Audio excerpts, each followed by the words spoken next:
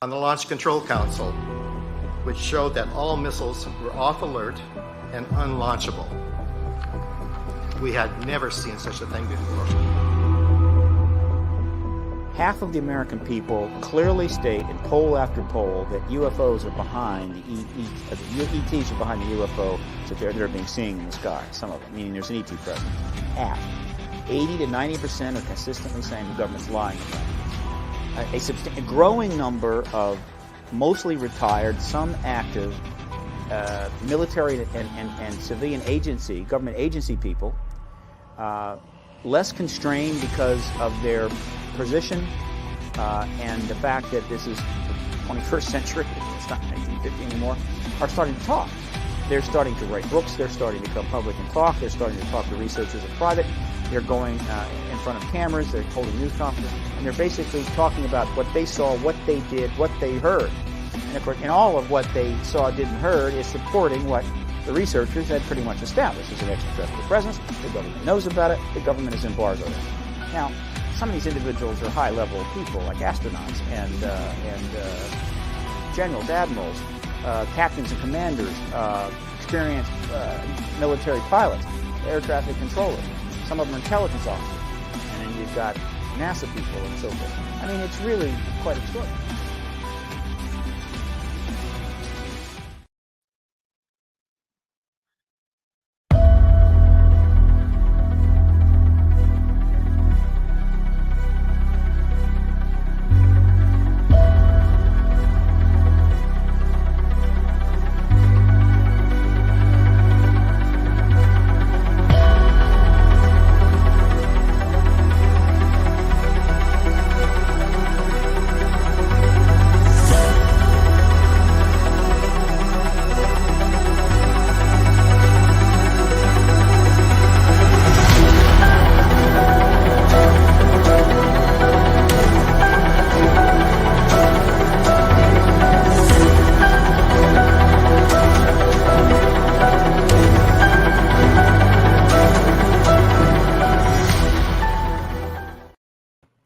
We are back today on Total Disclosure by Pop Culture Corner.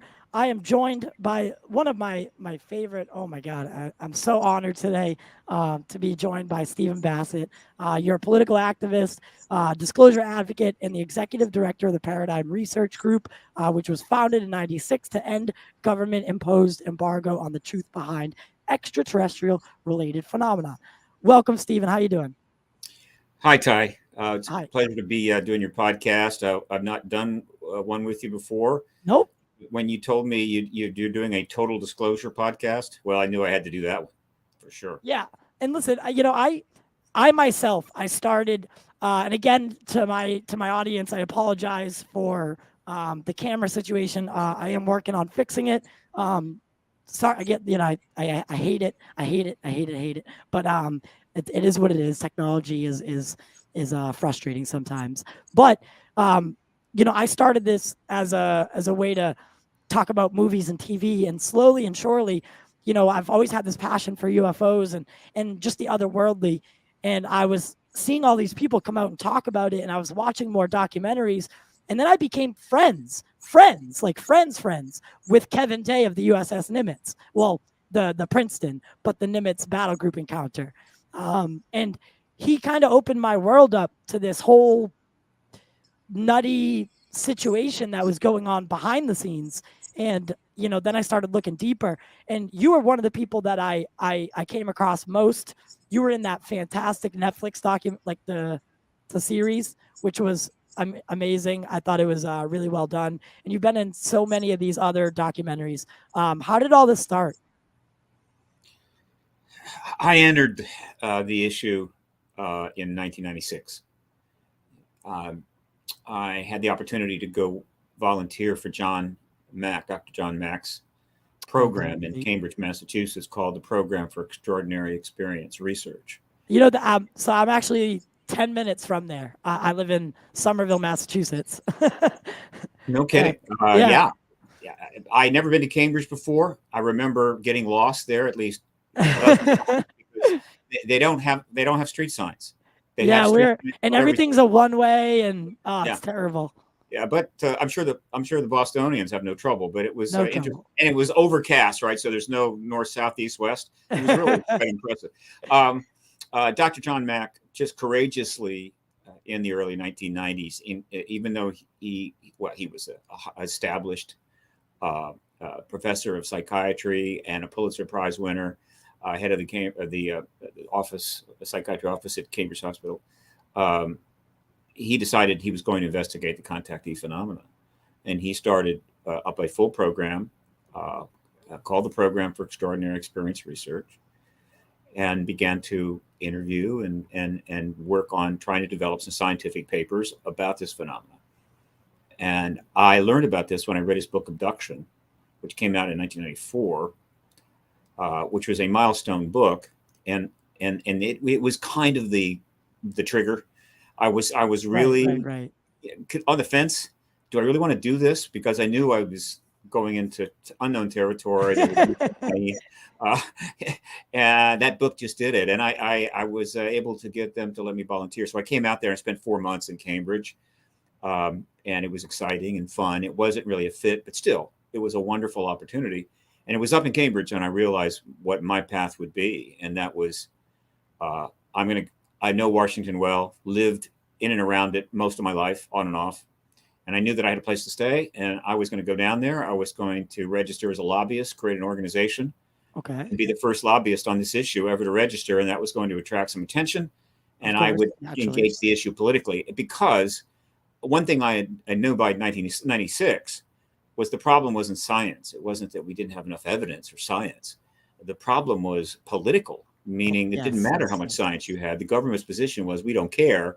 It's nothing to be concerned about. There's no there, go away, leave us alone. And so I said, this needs a political solution. So let's see what we can do in that arena. And it's guys, honestly, it's guys like you. It's got even guys like Stephen Greer, who I don't necessarily fully agree with, who paved the way for this larger movement, to bring it to a political field and to get it more normalized. I mean, every single day I'm reading new articles about, it's little steps forward that amount to something. But how do you feel about the current landscape? And do you think that you've at least accomplished, some or most of your goals? There's only one way that my work is successful. Right. Everything else is fine. You do what you can do, but it's like in order to get the medal for running a marathon, you actually have to cross the finish line. You can't quit 20 miles in and say, "Look, this is the best I can do. Can you give me a medal?" No, it's not. The only way that this works is we have to get confirmation of the extraterrestrial presence of this phenomenon by the President of the United States. That is called. I have labeled that disclosure with a capital D, a noun, a proper noun. It's the event. It's the confirmation. That is the next step that we have to get there next. And we've never been closer. The last few years have been extraordinary.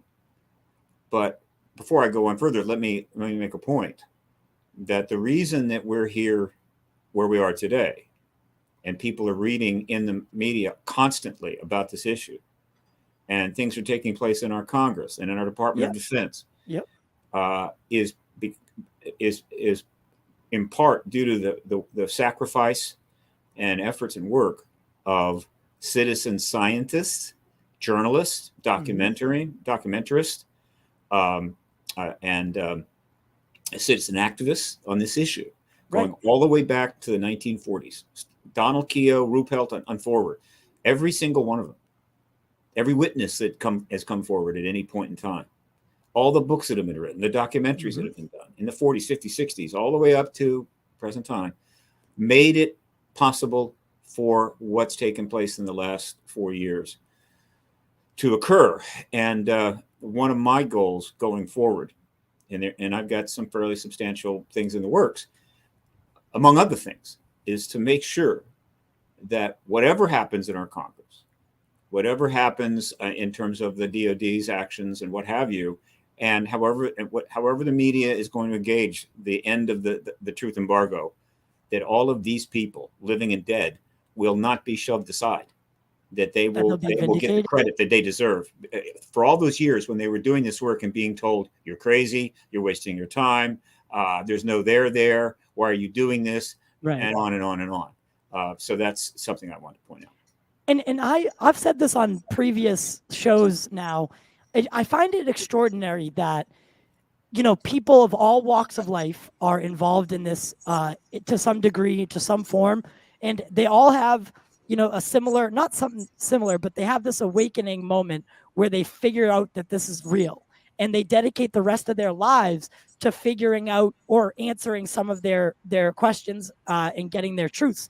Not, I mean, how many credible people need to literally dedicate their entire life to this for people to wake up and realize that it's not a joke? There shouldn't be this stigma around it. We should be taking it more seriously on a congressional and just a humanitarian level. I mean, this is something that's going to shape our kids, hopefully kids' future. Yeah, a lot of kids. A lot of kids, yeah, hopefully a lot of them. And I just, where do you think that this cover up or stigma really developed? Where do you think it started? First of all, again, language is very important. And I'm going to be talking a lot about that in various ways, op-eds and other media. But it's not a cover up. It is a embargo. And I've called it the truth embargo. In fact, I have capital T, capital E, embargo, truth embargo. It is a political decision, national security based, that the work the government's doing with respect to the UAP issue and UAP phenomena and ETs, all of that is absolutely highest classified national security. And that has been the case since 1947. This policy was done because the military and civilian leaders at the time felt that the circumstances circa 1947, 1950, 52, and so forth. And I remember those times. I was alive. I mean, at least I was born around then. So I have a connection to it. I'm a baby boomer that this issue had to be classified. This was not a cover up. This is like saying that keeping our nuclear secrets classified is a cover up. No, it's not. Okay, that makes sense. And that's important because it means that the people that have been involved with the truth embargo are not criminals. They were adhering to national security policy. And if they're not criminals, criminalizing them with the language only makes it harder to win over their cooperation and their support. Right. So the truth embargo begins in between 47 and 53 as the government, U.S. government, whatever they might have known prior to 47, 53 rather, whatever they knew prior to 47, they got a wake-up call at Roswell, New Mexico, which was a crashed non-human vehicle with non-humans in it. And so between 47 and 53, they sort of were trying to decide what to do. How do we deal with it? I mean, immediately it was classified, obviously, and everything was taken away and so forth. And it's hard to know. We may never know how much deliberation took place as to should we publicly confirm this, not confirm it? How are we going to deal with it? Do you think the first report is the real truth? So you think the first news story that comes out, that headline, the famous headline, RAF captures flying disc, that's the truth, and then they pull it back. That's the wool over the eyes moment. That's exactly what happened. And the best accounting of this is Witness to Roswell by Donald Schmitt and Thomas Carey. That book should, for most reasonably knowledgeable people with good critical thinking, should pretty much slam dunk it. I mean, it was exactly what it was. But what ultimately I think ensured that the truth embargo was going to become policy, even if there was some ambivalence about it, was the events of July of 52. So you got July of 47, and then 5 years later to the month, over a span of 2 weekends toward the end of July. That's the DC flyover, right? You had DC flyovers and scrambled jets. Whatever photos were taken, any photos that were taken of these flyovers by military government, they have never surfaced. And I don't think any civilian photos surfaced, or if they did, so there isn't an actual photo of these events that I am aware of. And believe me, we would love to have it. Right. but so many accounts as well as renderings were made. This scared the hell out of the government. In other words, they're literally flying over the Capitol, over Washington D.C. in the area, and then over the most restricted airspace you could possibly be in, pretty much. And then a weekend later, they do it again. So the message was clear. Very. We're letting you know that we're here. You have to decide what to do about that. And so a panel was put together, a CIA panel, classified CIA panel was put together under a gentleman by the name of Robertson. It's called the Robertson panel. And they essentially came to the conclusion that after 5 years and tracking these things since Roswell and learning what they could learn, and this is very important, in fact, it's extremely important based upon what's unfolding now, is that the phenomena did not appear to be an immediate threat to the United States, but the growing public interest in it was. And therefore the decision was, we need to do what we can what we have to do to contain that interest, to manage it, to keep it below a certain threshold. And to me, that the formalization of the truth embargo starts right there in the Robertson panel in early 53. And and that policy is still in effect. So that's how it got underway. Now, the reasons why they ultimately made the decision to embargo this, not just in the 50s, but in the 60s, 70s, 80s, 90s, right up until today, believe it or not, to this day, still was all about nuclear weapons and the Cold War. They had an ET issue to deal with, but at the same time, they had to deal with the fact that there was a real threat of a World War III. There was a nuclear arms race that was going to escalate, not only with the Soviet Union, but with China. And so this was as existential as it gets. And their view was, I'm sure, that the whole ET issue, which would be obviously going to be incredibly complex and create all kinds of unknown knowns or known unknowns and unknown unknowns, that let's just keep that under wraps until we solve this nuclear Cold War problem, which I don't know if they could have imagined in 1953 that 70 years later we would still have 15,000 nuclear warheads ready to be used, and that the threat of nuclear war would be as great as it ever been. I don't think they imagined that. And so the fact that we never dealt properly with the nuclear issue, and we're still at risk of nuclear war, is the number one reason why that truth embargo is still essentially the government's policy, and behind everything else that's going on 75 years after Roswell. And so I know it's hard to say, but in your studied opinion, what would best describe what these might be? Is it extraterrestrial, interdimensional? I mean, you use the word extraterrestrial, so I just want to clear it up. What your thoughts on, I mean, after studying it for so long, what are your thoughts on what this actually is? I know it's hard to even put a finger on, because if anything's true, it's all true. We don't have, at least in the public domain, we don't have the kind of information so we can make an absolute statement, but we know a lot. And so it's not out of the question to make a reasonable assessment. And the based upon everything that is known, these are non-humans.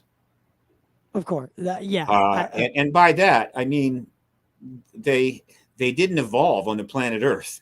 Right. Now, if some humans were taken from this planet and are coming back to visit us, okay. But again, as far as I'm concerned, that's still extraterrestrial. But essentially, this is a non-human based event and tech. And the technology was not built here, and it wasn't built by humans. Then the question is, okay, it's non-human, where are they from? Right. And the only reason that everybody that has ever touched this issue in the last 70 years is not simply immediately come to the conclusion that they're interstellar is because of the physics of relativity. Right. And the travel issues related to relativity and the distance between star systems. If it wasn't for that, it would be a slam dunk. Mm-hmm. So because they're less now, but for most of the last 75 years, almost every scientist would say, look, you simply can't get from here to there. I mean, you can, but it'll take you 20,000 years. Yeah. The likelihood of it happening are slim to none, for the, because my parents, their parents, when I was younger, I asked these questions and they said, they can't get here for the same reason we can't get there. And that's the notion that, I kind of built up and grew up on was, we aren't alone necessarily, but they just can't get here because we can't get there. It's a similar battle that we all share. But, keep your mind open. I was never told not to believe in it or forced into religion. And I kind of rejected religion as a young person anyway. But do you think that there is any correlation between that whole religious side of folklore and these, stories, kind of the ancient astronaut theory, right?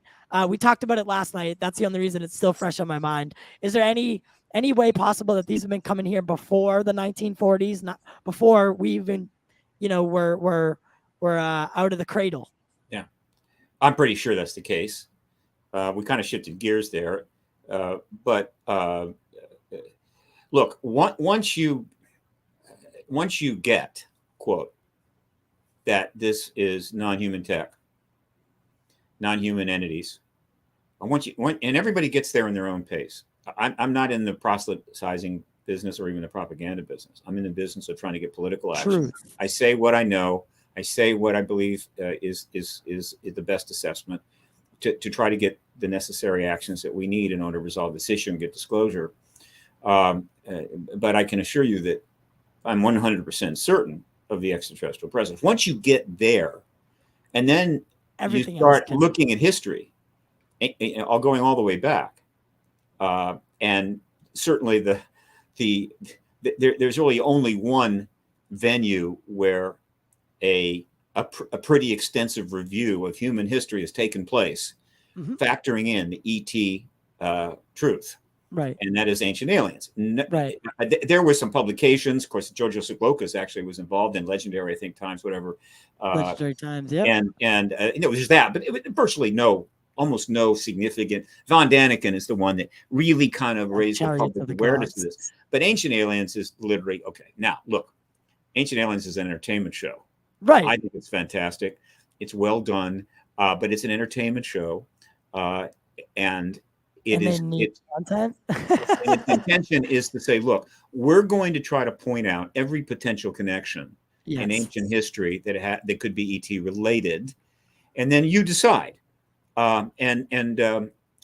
Without question, many of the speculations that ancient alien astronaut theorists say yes to will prove to be wrong. But I think any reasonable person, once you know the ET presence is real now, as you watch those presentations, you realize absolutely our ancestors were reacting to ETs of another time and dealing with it, and we have the residue of all that. That is something that I'm really excited about learning more about once we get over the disclosure. Exactly. Yeah, that's what I'm saying. So, and that's what I think. So, the front line, the forefront needs to be admitting these things are even, here in the first place. That needs to be the first hurdle. Then we can explore, and I've always, really have been fascinated by just this thought. There's the two questions that humans have pondered since, thought crossed our minds, and that, what happens after we die, and are we alone in the universe? And to have the potential to solve one of those questions in our lifetime is just, it's a remarkable thing to be a part of, and you've done so much for it. What do you think of guys like Lou Elizondo who are coming out of the woodworks, and the creation of To the Stars Academy? It was definitely hinging on a Hillary Clinton presidency, but we are where we are. Now we've shifted to the modern developments. Yes, I want to get back to modern. I'm sorry I even brought up the ancient alien thing. I said, look, I can't wait for every archaeologist and historian, particularly ancient historian, when disclosure take place and the light goes on, then and they suddenly realize, oh wow, apparently there is this connection, and now it's the green light, and the lights turn green. We could dive into that, and they're all going to have this opportunity.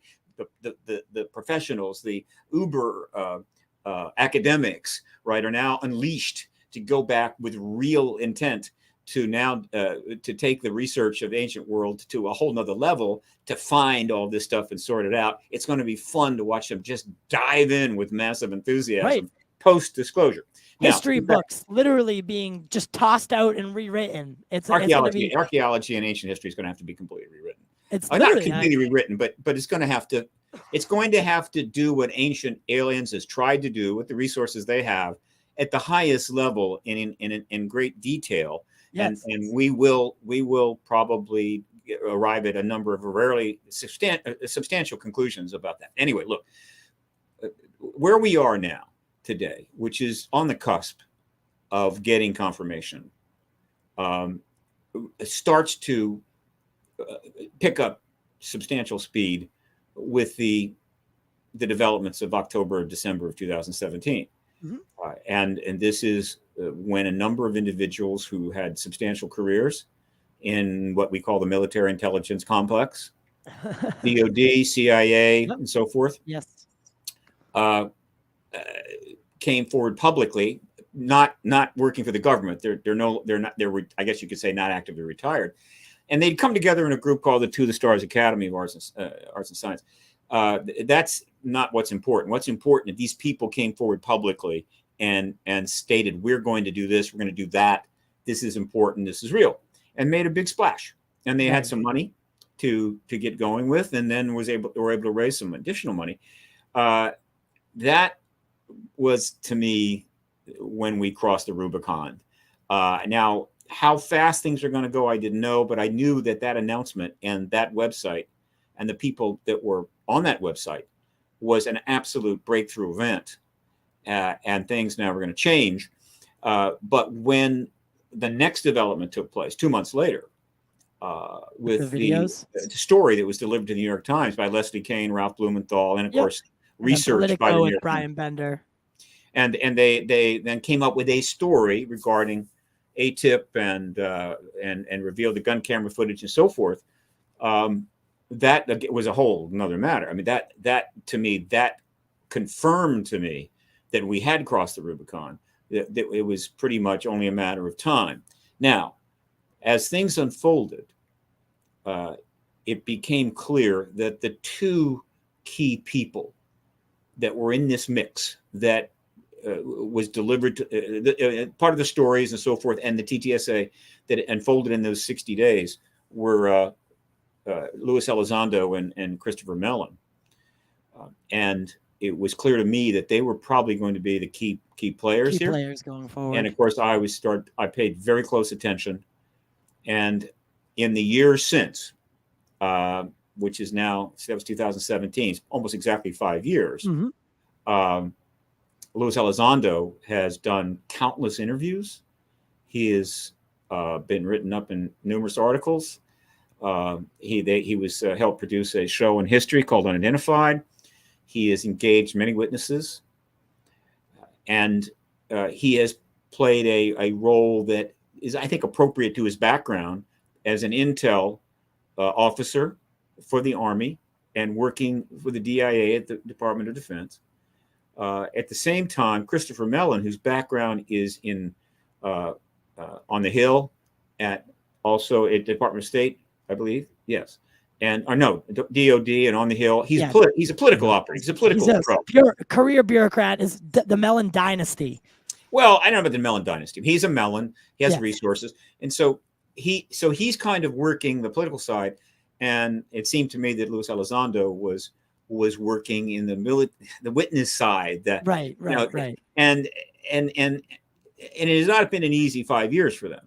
But absolutely not. In a way, they kind of took the ball In other words, everybody was working in the field, and everything that was done prior to 2017, in a way, this is a very crude metaphor, we sort of handed the ball off to the TTSA, really handed it to Lou and Chris, and said, okay, we've gotten it this far, take it over the goal line.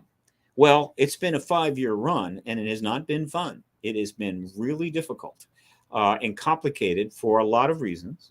Right? We don't need to elaborate on it. But yeah, there's war, so many pandemic and whatever. Yeah, there's so many factors that go into this, and I mean, there are people that are making it very, very hard on people like Lou Elizondo and Chris Mellon and Tom DeLonge and those guys. They're really like putting their feet to the fire, and I don't know if it's a good thing or a bad thing, you know, but there is some toxicity amongst the community. Again, look, everybody in this field, going back to the 40s, has had a hard time.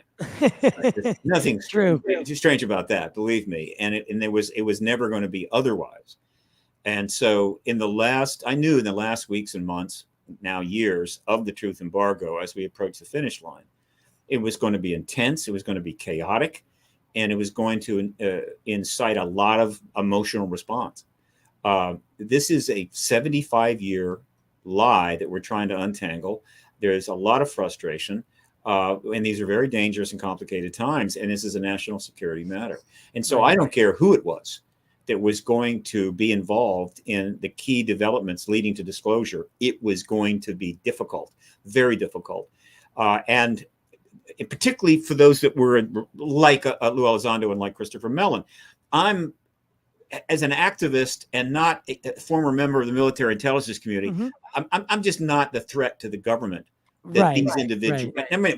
I'm not a threat to that policy as viewed by those in government that have been managing that policy, as these gentlemen are. They clearly are part of a process going to end this truth embargo. And so everybody inside the military intelligence community that is opposed to this ending, that would prefer that this status of the ET thing is not something you need to worry about or concerned about, or is not real, and go on forever. No. So they were going to be under a lot of scrutiny, and they were going to have a difficult time. And so there's no need to start seeing who to blame. Right. And the idea that everybody in the community was going to just kind of line up and just shake hands on it. Yeah. No, of course not. So I think we need to be really generous about how this is going forward.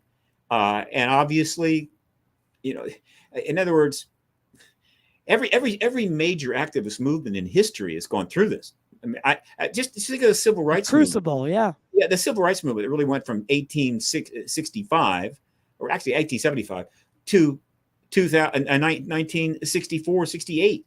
Right. All of the internal struggles and conflicts, all of the nastiness. I mean, real nastiness, right? People were getting shot. Yes.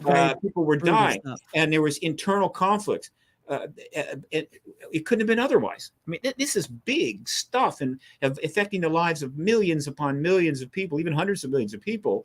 And so one needs to have a certain perspective on this and go, what? You expected this to be a real kind of smooth, let's just get together, we'll settle this matter and move on. No, right? It's history will probably say, hey, it was probably as good as it could have been.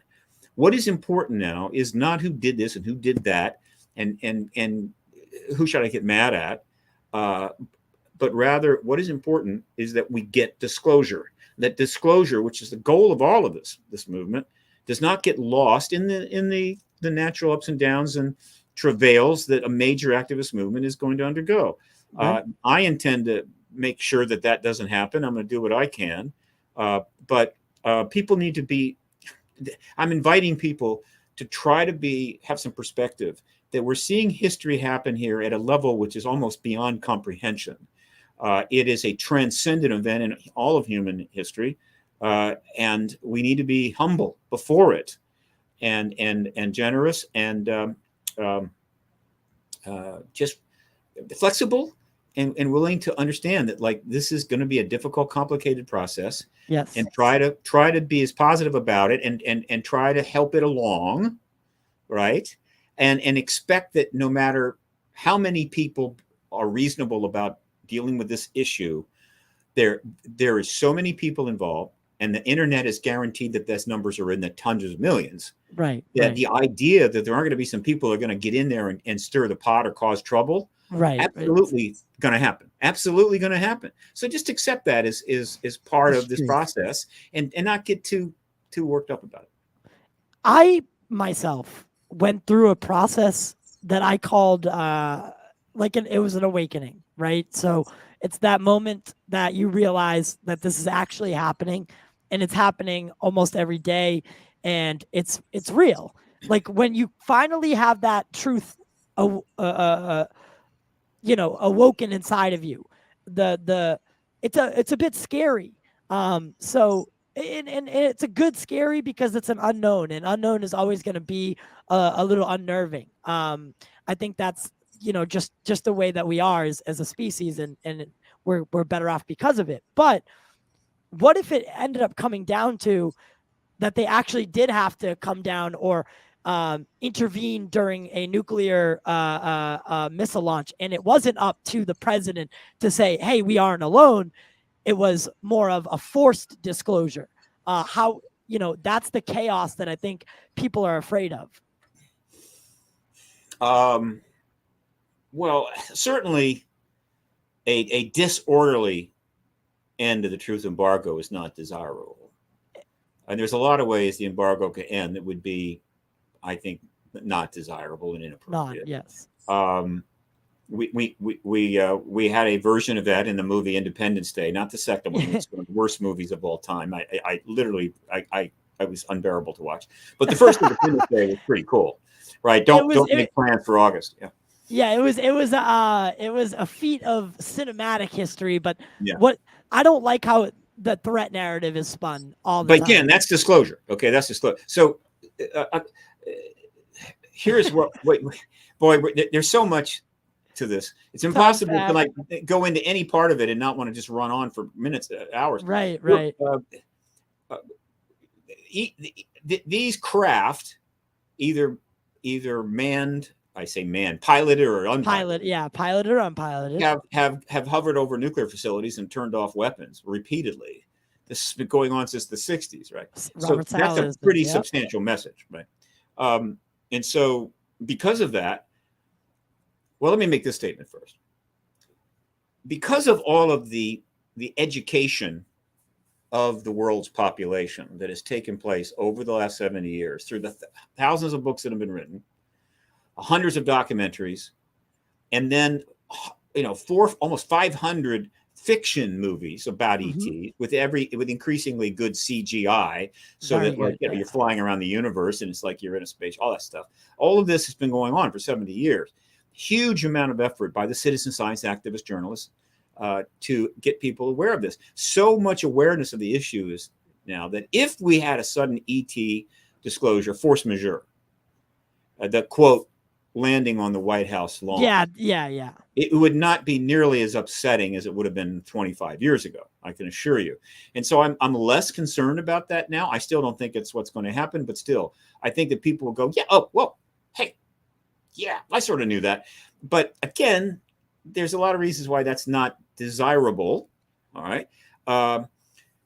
But one of the unfolding side dramas is that because thanks to the work of Bob Salas and Robert Hastings and Schindel and the other witnesses that have struggled for years and years to get the Congress to let them come up to the Hill and testify, but they have done what they could to get this out. This is one of the most important aspects of the evidence, and one of the most significant threats to the truth embargo is the testimony and the knowledge of these gentlemen.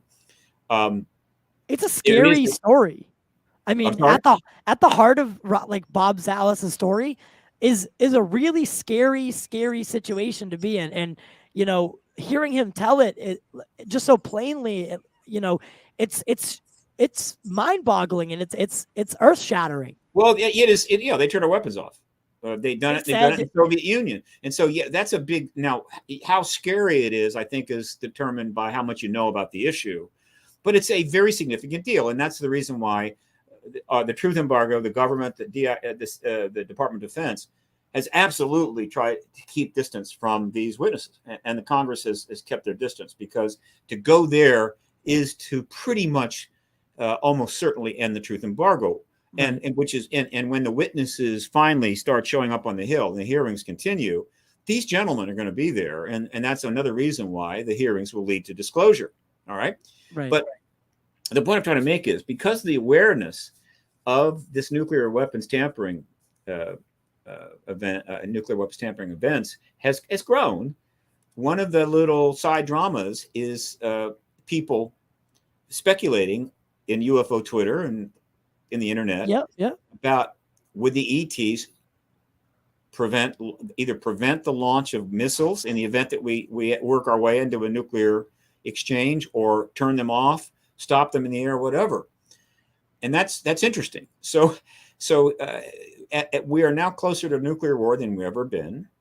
There are statements coming out of Russia, particularly, well, obviously from Putin, and from Lavrov and from Medvedev, that are more severe than anything Khrushchev ever said. And so people are worried about a nuclear war. They should be. In fact, there is a group of military intelligence professionals who have been running a very significant website called defconlevel.com, DEFCON level.com. And they recently, after almost 8 months of the war in Ukraine, they moved the DEFCON level in the US from 4 to 3. The DEFCON level they have placed in Europe at 2 from the beginning. That's been at 2. DEFCON 1 is nuclear war. Right. So as this is happening, the disclosure process is developing, and we're moving towards more hearings and so forth. And so now you've got people speculating, would the ETs stop the missiles if we launch them? I mean, think about this, right, for a second. I mean, this speculation is turning up in mainstream news articles. Right. Literally, that's where we are now. Yeah. And so I'm thinking, okay.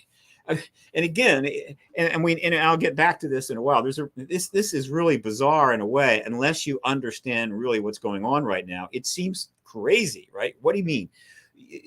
We still haven't gotten to the point where we're confirming the ET presence, but we're speculating about whether they would turn missiles off that we may very well launch in the coming weeks or months.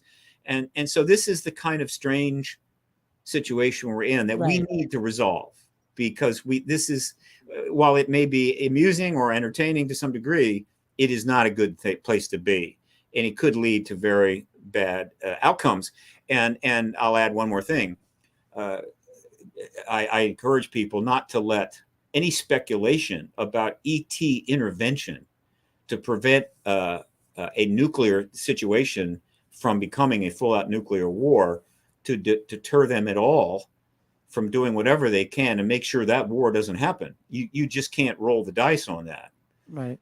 Because they may very well say, if you want to launch your weapons, go ahead. Right. It's not our place. Want your war? Here you go. We'll come back. We'll check back in a few hundred years to see how you're doing. Right. So we don't know what they're going to do. But it's interesting that speculation is out there. Crazy times, but they are what they are. And that report came out about the UFOs being seen over Ukraine. Did you happen to come across that? Sure. There have been reports of sightings over almost every war zone. Yeah, starting with the Foo Fighters, going all the way back to World War II. Yeah, the Foo Fighters, the I guess you could say glowing orbs. Very that kind of stuff has been seen since, but they were occurring in multiple theaters, Japanese, German. That is when we know about that. We've seen there have been other reports. So the idea that they're over Ukraine is hardly surprising and notable. But keep in mind this: if they are turning up and observing these wars going on, they're not intervening. They're not stopping it. Right. They're observing them. And so that says a great deal, right? They are observing. But And that's one thing. Turning off our nuclear weapons is not observing. That is a direct intervention. It is clearly got a message and a purpose. And I have my views about that. The witnesses have their views. But it is so important that the American people get firsthand testimony on that under oath so that it's no longer in doubt. Yes. And then the American people can try to decide and interpret why are they turning our weapons off? What does it mean? Because I believe the answer to that is at the core of the entire phenomenon. I believe, yes. I in my opinion, as humble as it may be, is the message is very clear. Shut the fucking things down and throw them out. Get them, just turn them offline and get rid of them. Yeah. Sorry to use that kind of language, but well, there's only really two reasonable explanations. You don't want these, get rid of these. They're just nothing but destruction. And the whole idea of mutual assured destruction is a very risky way to run your world. Okay. Yeah, that always sounded preposterous to me. Is wait, the only thing that's stopping us from killing ourselves and destroying the planet is the thought of that? Like, that's not a good thing to hinge on. How about we actually sit down and have conversations like adults and humans and think about what happens next as a species, not as a country?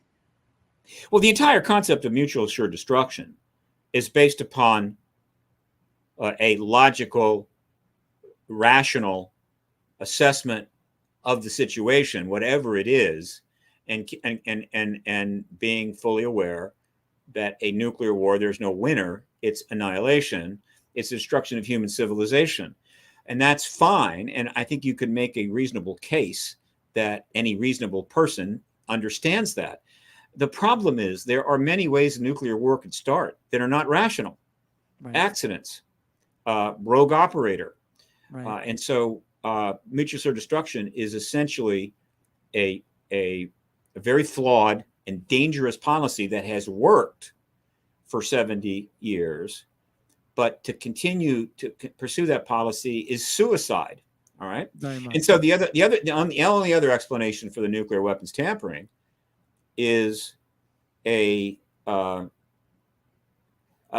conveying the message to the human race: you cannot, we can do whatever we want with you. Don't give us a hard time. Right. Be prepared to deal with whatever we have in store for you. Right. This is our way of saying that. And I don't, the collective evidence just doesn't confirm that. I think that is a much less likely explanation. And one of the reasons for that is one of the nuclear tampering events is particularly interesting. It's one of the most famous, Robert Jacobs event. The filming event of the test ice. When they hit it with a beam from multiple sides. Yeah, and this wasn't turning off weapons in situ, which is pretty profound. There was a test launch, and he was on a Air Force team that used a highly sophisticated cameras to film the whole thing for the Air Force to review. And when he delivered it, they discovered that as this thing moved faster and faster, up to 8,000 miles an hour, a craft came in, started circling it. Now, this is a dummy warhead, and they were testing again using the warheads on the ICBMs to see if everything was working well. Yep. It came in and shot beams from different angles until the warhead fell off. Okay. Very, very, very, very, very interesting. That's not conveying to me it's a kind of a message. Look, folks, we're really trying to now, and plus, let me go further. The process underway that's leading to hearings, which are coming soon. The contactee phenomenon, abduction phenomenon, all of that is not going to be on the table. It's not being engaged. It's not being talked about, except occasionally a reference. It is being referred on occasion by Luis Elizondo and Christopher Mellon. They're not prepared to pretend it doesn't exist, but it's off to the side. It is not necessary to get the hearings. And it is an incredibly complicating factor, but it is also real. All right. And so I'm an activist. I'm not part of the formal process, and I will say exactly what I think about it. When you look at the contactee evidence, of which we have hundreds of thousands of accounts that have accumulated here and there, written accounts that have been submitted by people, not just the ones that are written up in the books, which is probably hundreds that have been, written up cases and so forth in various books, but there's hundreds of thousands of reports. There are many instances where the contactees are being given messages by their hosts, right, while they're in their presence and their control. And these messages clearly seem to indicate a future that has the risk of annihilation, destruction, both environmental as well as nuclear. And so when you combine that evidence, these messages they're giving to the contactees and then sending them back home, right, taking them back to their bed, with the nuclear weapons tampering events, again, any reasonable person would conclude this is a message. You need to get rid of these things. You can't use them against us. They're useless. But you can use them against yourself. So once you've gotten to that point, and I've gotten to that point long ago, and others are, you can see how you would be incredibly frustrated. Yes. Because as we get closer and closer to nuclear war, there is this pretty firm evidence that the extraterrestrials are telling us, look, get rid of these things, and then what? Right? In other words, okay, why do they even care whether we have a nuclear war or not? Obviously, there is a reason why they don't want us to have that and why they're giving us this message. And I speculate that reason is pretty interesting and could be extraordinary.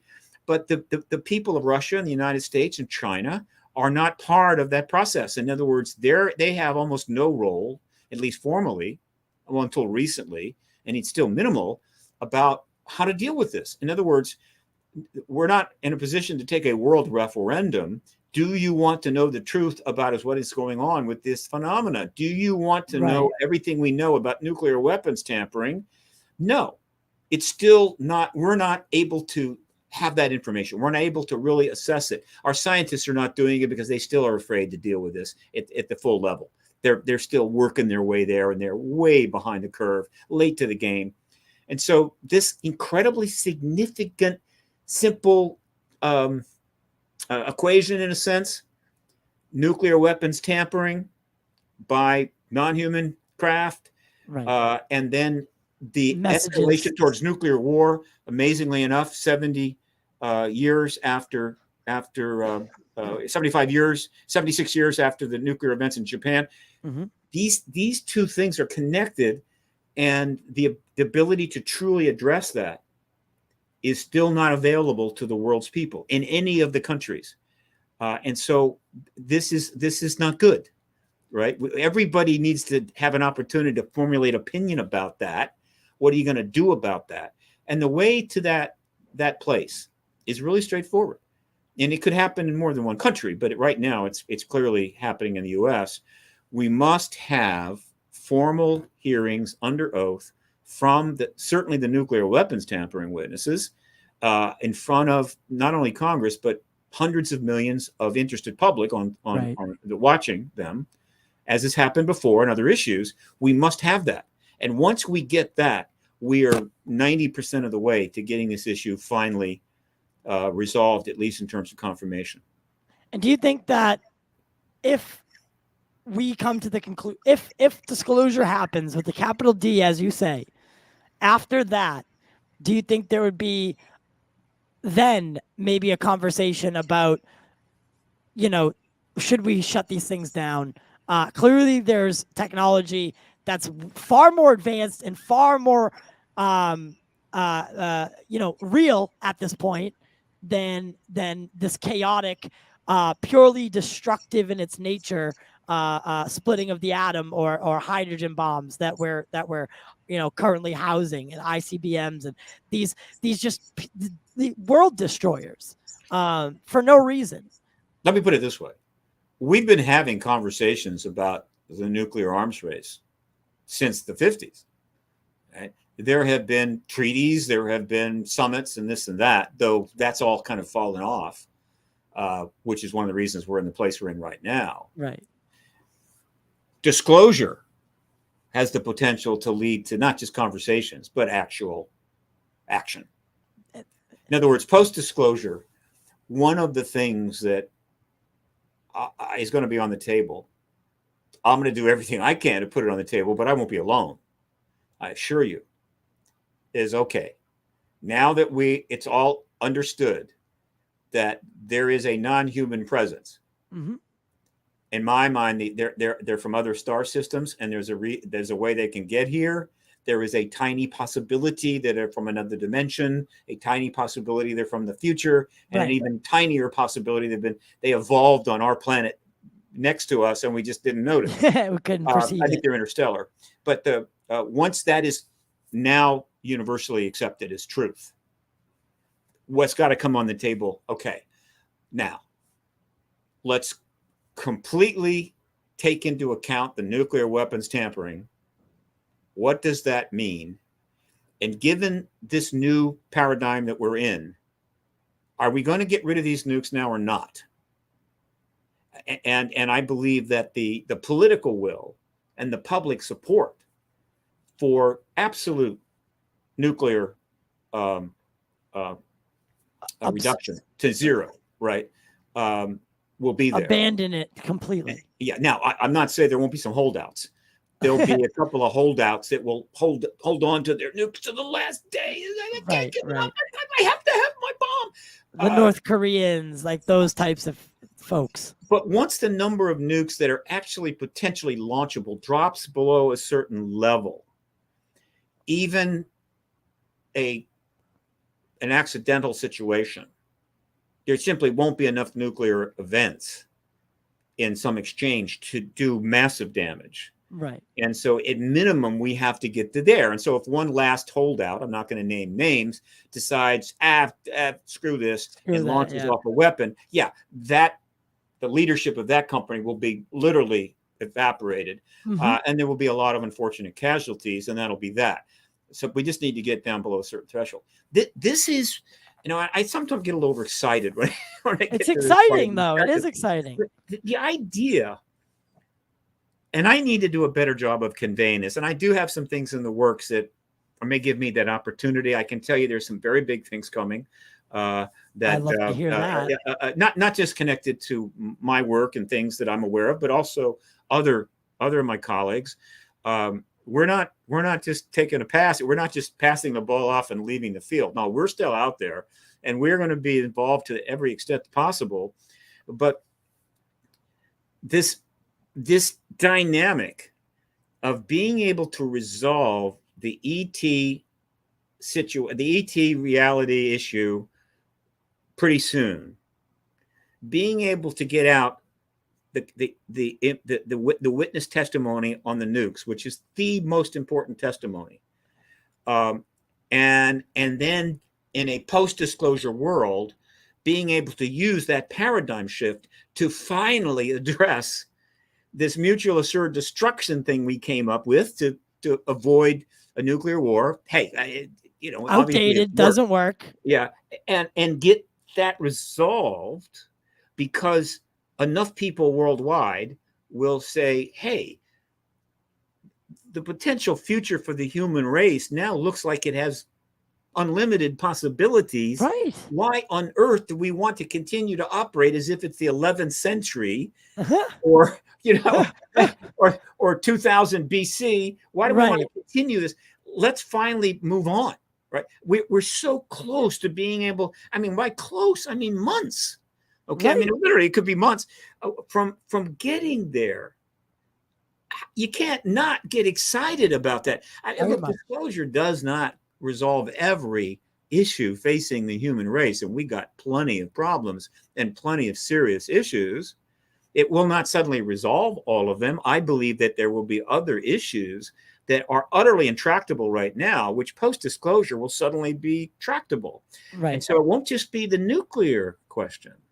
And so I like to refer to it as that the disclosure event, capital D, confirmation, will trigger the greatest age of reform, global, multi issue reform in all of history, and may never be matched again. It'd set a chain of events that were it's like on a scale we've never seen before. Because it's kind of like the human race, like one of those characters in these super super movies, superhero movies, where they suddenly get all these powers. Yes. Right. Yeah.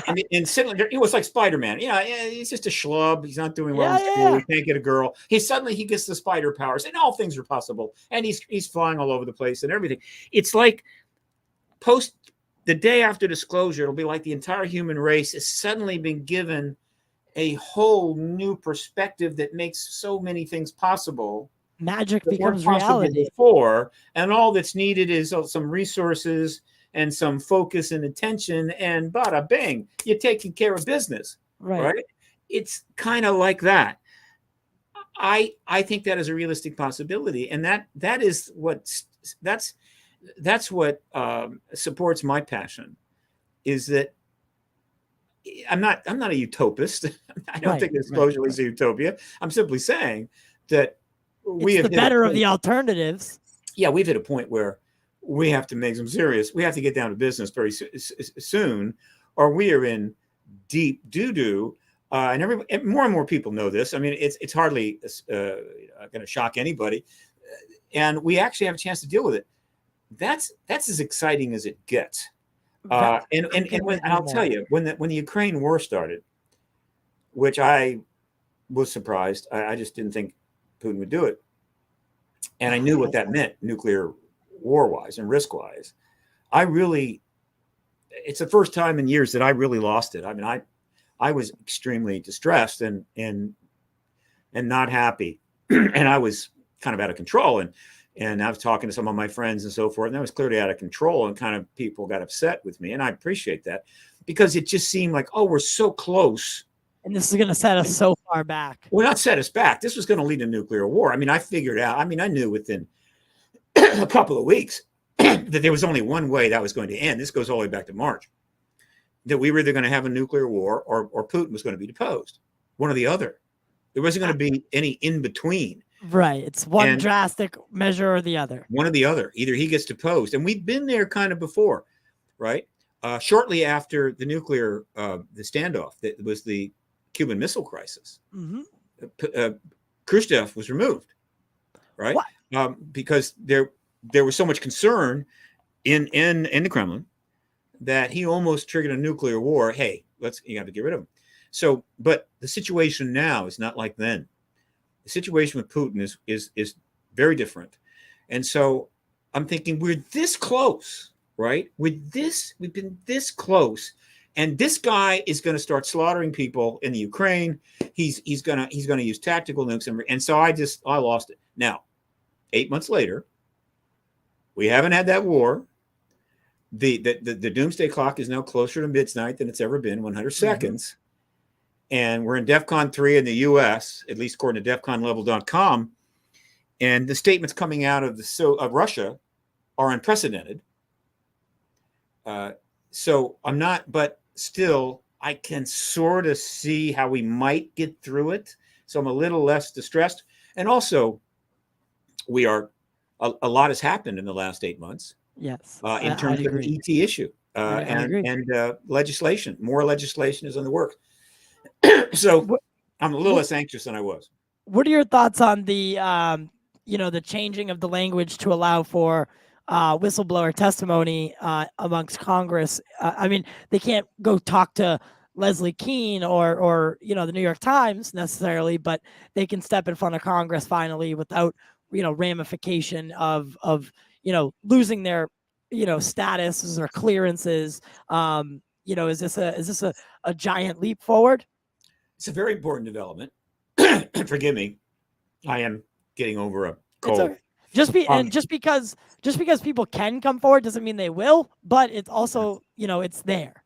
This is an important issue. Hang on. One of the most important developments of late is that in the 2023 House bill regarding the National Defense Appropriations Act. Mm-hmm. Mike Gallagher, and I think in cooperation with Ruben Gallego, have added language regarding witnesses. And there's some misunderstanding about that I'm working to hopefully clear up. Okay. This is not a whistleblower bill. And it is Oh. not about whistleblowers, and the word whistleblower is not in the bill. What they're doing is they know that a very substantial program is being set up at the Department of Defense. Big, broad spectrum program, which has had a number of names. In fact, I'll tell you the new name in a few minutes, but it's been interesting to watch the name change. Yeah, but this is a sign of progress in a way. The more name changes, the bigger the thing is getting. That they're going to be gathering information. They're going to be talking to people as they finally, after all these years, have created, at the demand of the Congress, a public-facing engagement of the issue. And on top of the classified engagement of the issue has been going on for 75 years. Right. But now, finally, they're creating a public-facing thing, which is a little bit awkward, and there's a lot of cognizant dissonance there. Mm-hmm. We can go into that if you want, but they're creating a public-facing engagement.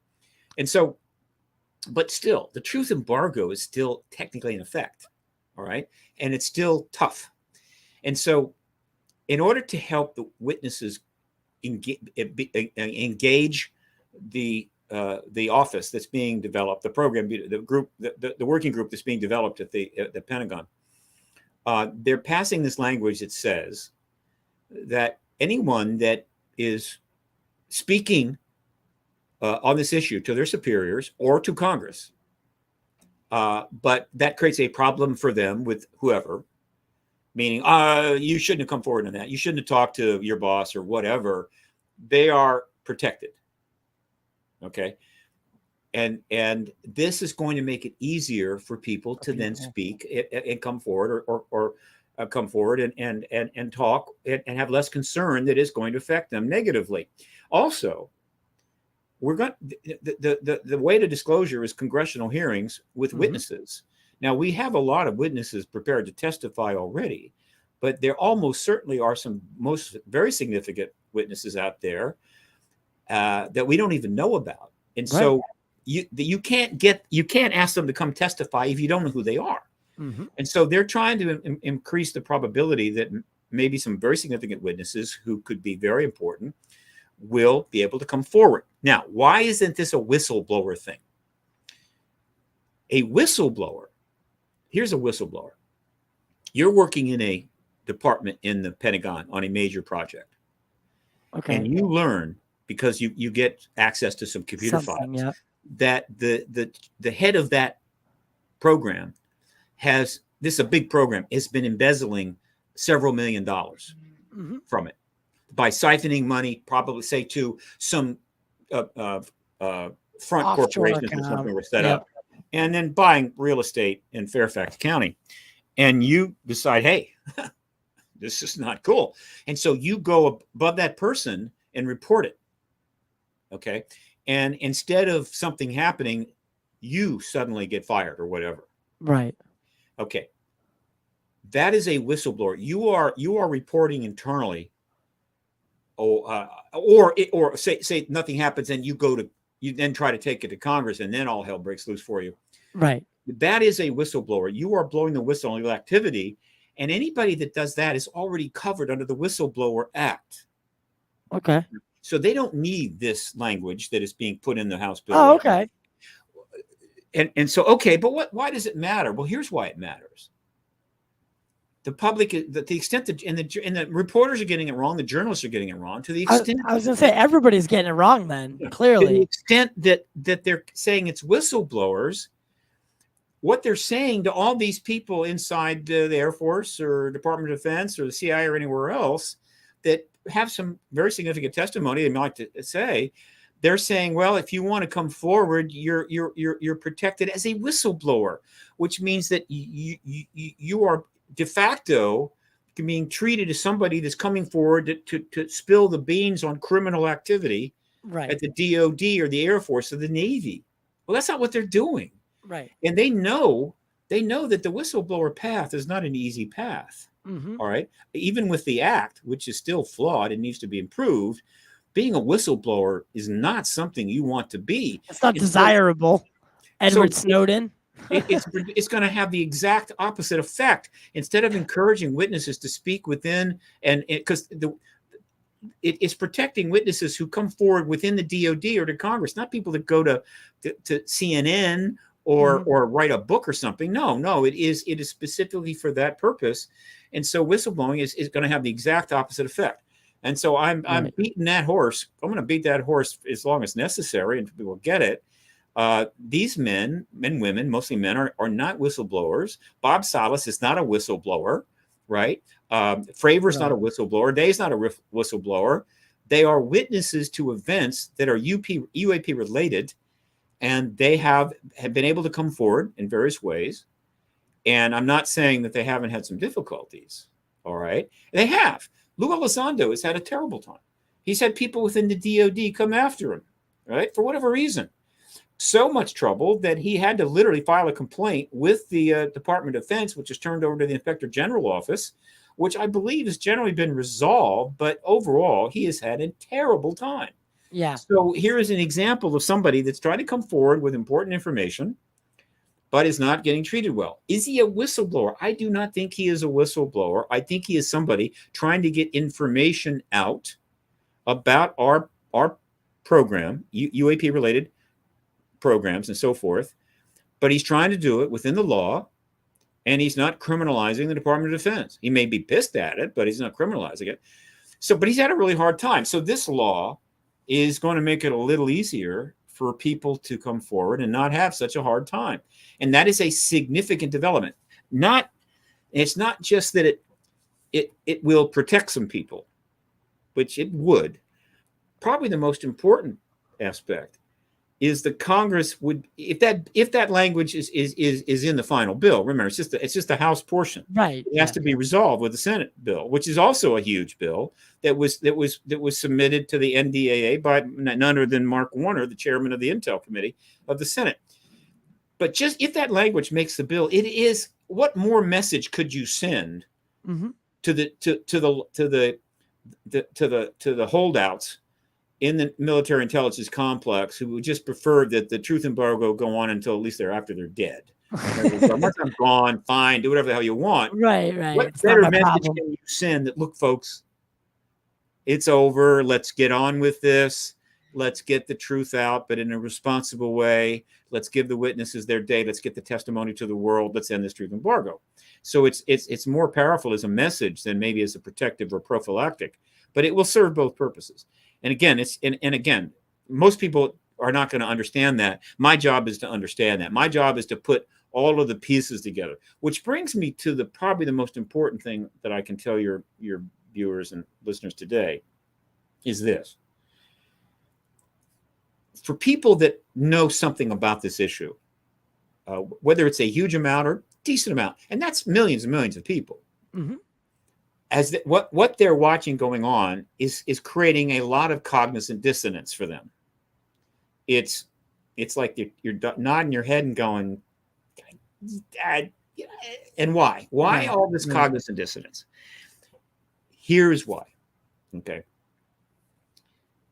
The U.S. government has been investigating, tracking, studying the UAP phenomena for 75 years. Totally classified, deep classification. You can't get there. You have to have utter clearance and right to know.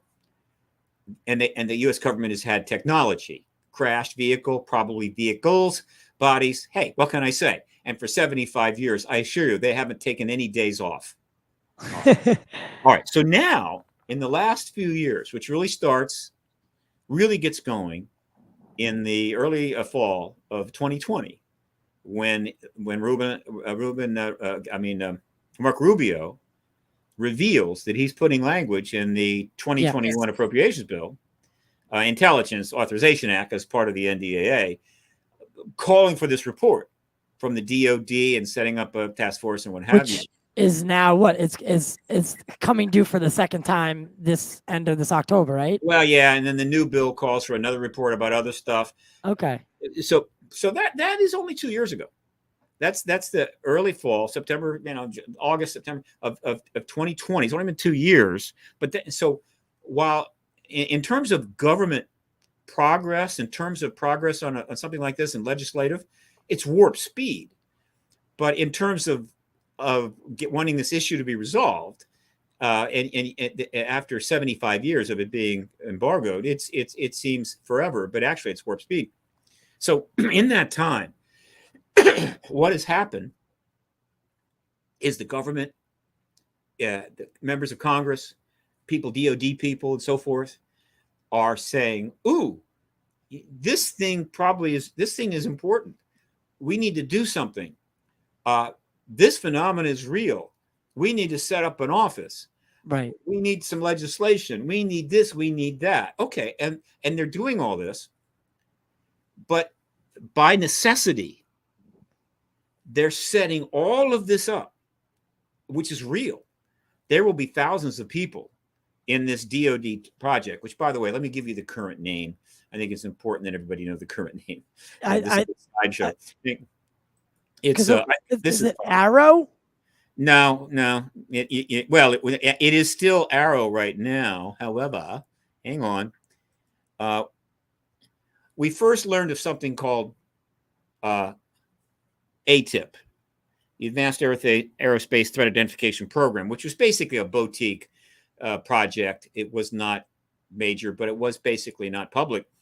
But that was a nickname actually for the first program, which was OSAP, which is Advanced Aerospace Weapons System Application Program, nicknamed the Advanced Aerospace Threat Identification Program, ATIP. And then as we moved towards the Rubio bill, in that process there, they set up a task force over at Office of Naval Intelligence. They called the Unidentified Aerial Phenomena Task Force. I think it was like a one-person office, right? with a budget that was enough to cover, some meals, out. Not a huge operation, right, is what we're getting at. And then as we moved to the next legislation, and they started to formalize this thing for the DoD itself. They came up with Airborne Object Identification and Management Sequestration Group. The worst acronym I've ever fucking heard in my life. Worst acronym of all time. But, okay, two things about Department of Defense. The longer the acronym, the more important the program is, and the more name changes something has, the more important it is, okay? And so let me finish. So nobody liked AIMSOG, and nobody knew that. But that was, I think they're trying to respond to what the Congress is asking, and they say, "Look, we got to get something together. We got to name it. What do you want to name it, right?" And they're sitting at lunch, they're going, "Well, how about this? How about that?" And they come up with, "Okay, fine." They put it out there, but terrible name. Okay, so then, as the project moves forward further, and it's starting to develop, and it's now very large, they came up with the name All Domain Anomaly Resolution Office, ARROW. Now, this is good. You got to like ARROW. Yeah, that was a good one. Okay. And one of the reasons that they called it all domain is because as we move forward, information started coming forward that the DoD was acknowledging information about the fact that these things are being seen underwater. Right. Right. So not only are they interstellar, but they're transmedium. Well, not only are they seen in space and in the air, they're seen in the water. So they came up with all domain. In other words, what they're doing is they're trying to name things and adjust things to fit the reality that's unfolding. Gotcha. Because they are trying to do the right thing now. All right. And so, but in the new language, in the language of the Senate bill, and it's probably going to stand up because this is Mark Warner's language, he wants to name the program the Unidentified Aerospace Undersea Phenomena Joint Program Office. Oh, my God. That would be the UAPJPO. You can't. There's nothing you could do with that one. There's nothing you can do with that. So I'm predicting that is another placeholder for something else. So this is amusing, but here's the deal. The reason that you see this happening is that what you've got is the Department of Defense and the military services, and almost certainly the intelligence agencies as well, are gearing up to create the public facing engagement of this issue that we have been wanting for 70 years. Okay. Let me just see if I need to get my StreamYard back up here. Hang on a second. Where did it go? Hey, where's my StreamYard? I'll get it. In other words, all the way back to NICAP and KEO and so forth. People in the public, people with even the military intelligence complex, wanted the government to engage this issue in a public way, in an appropriate way. Okay. And they weren't going to do it. Truth embargo. Okay. So let me see if I can get this open here. There it is. Okay. So they are doing it finally. And they're setting up a vast program spawning multiple agencies, multiple services. There'll be thousands of people working for it. It is absolutely happening. The Congress is doing what it's supposed to do. It's preparing for hearings. But in the process of doing this, they cannot acknowledge that, oh, and by the way, in classified world, we've been doing it since the 40s, right? Yeah, since Roswell. You were right. Yeah, we don't want to talk about it. Let's don't go. We can't go there, right? Because if they go there, you see how it kind of muddies the situation. Yeah, the implications are that they lied. Well, yeah, but it's a national security lie. Again, it's a national security lie, and everybody knows they will lie without hesitation about massive national security secrets like nuclear weapons, nuclear sub-positions, new weapons, and so forth. They'll lie about certain things we're doing that might have implications for our troops overseas. So people get that, but this is an issue like no other. And this has engaged the public now for 70 years. There's hundreds of millions of people, billions of people in the world that are aware of this phenomena. And the implications to this are huge. So this is far more significant than just where our nuclear subs are. And so they have to do it without going there. That's not the only thing they can't touch. They can't touch the contact issue. Yeah, that's the whole thing. Right? Yeah, I mean, because I guess it's the difference between third year of college and PhD level stuff. Okay. You can't go to the PhD level until you get through your undergraduate work. All right. Right. And so, and this is really tough. And I respect that dilemma. But anybody that knows something about this issue is saying, yeah, sure. But you've known about this for 70 years. And so why won't you acknowledge that? Well, they can't. And so there's this cognitive dissonance. This is a tricky maneuver, right? We have got to get to hearings. We've got to get to confirmation. We've got to do it responsibly, but we somehow have to do it without getting into the entire history of this issue previous to 2017. Now, that doesn't mean that they don't refer to Project Blue Book on occasion. Okay, fine. Yeah. It's not that they completely ignore it, but I assure you, they don't. You're not going to see the spokesperson for the Department of Defense or the Secretary of Defense suddenly giving press conferences on Roswell. They're just not going to do that. They can't. Yeah, it is tough. That. It is tough. It's a dilemma. And I have spoken about this now probably 200 times. I've given a couple hundred interviews in the last 18 months. Trying to let people know, hey, look, I get it. It is frustrating, but it's okay. Let them have it. Let them do it. This is what it takes to get the hearings and get this issue resolved. Right. We will be able to deal with the entire history of this issue once disclosure takes place, and we will be able to do it with minimal restrictions. Mm-hmm. Not in every level, journalism, academics, the works.